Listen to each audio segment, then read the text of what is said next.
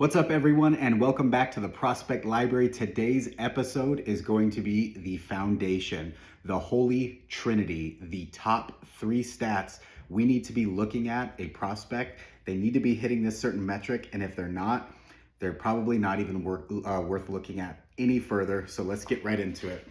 These three stats are going to be your batting average, your on-base percentage, and your OPS, which is on-base plus slug. So these three stats, but what do they need to be?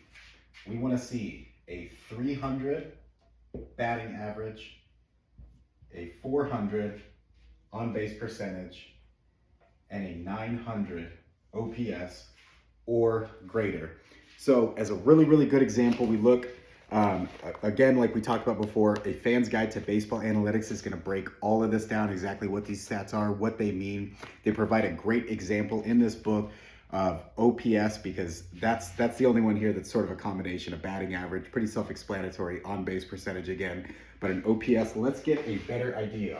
So here we are talking about Roberto Clemente's 1967 season, where he had a 400 OBP, which if we look, again, that's a great number to have right there.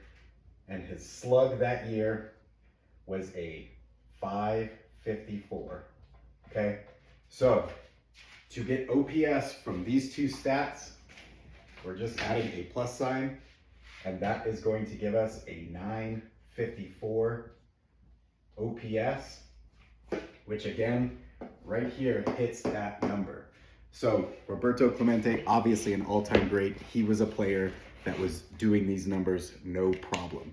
Now, it's very important to know that these numbers aren't an easy thing to hit, but they also aren't unattainable by any stretch of the imagination.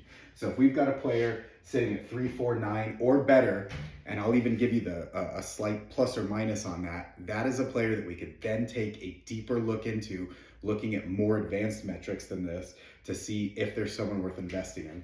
As a quick example, two of my favorite prospects right now in the game are going to be Emil Morales and Eduardo Quintero. I promise you, it is a pure coincidence that they are both in the Dodgers organization. That organization is just stacked. But if we look at Emil Morales, we've got, these are lifetime stats right now for these guys. We've got a 309, a 403, and a 955. He's currently in high A at 19 years old until September. Eduardo Quintero's got a 303, 426, and a 915 on the same team in high A at just 20 years old.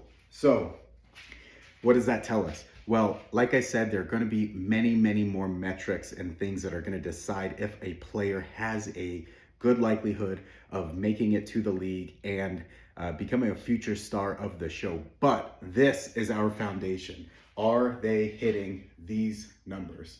Again, you know, that can be plus and minus a little bit. It's not like if it's a 299 and a, 393 and an 896, I wouldn't just immediately nix them out because of that. I mean, there's a little bit of a leeway, but in general, you want to see 3, 4, and 900 here.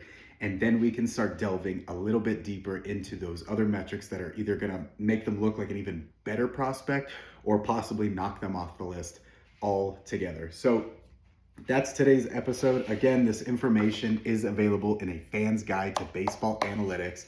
This is a great read.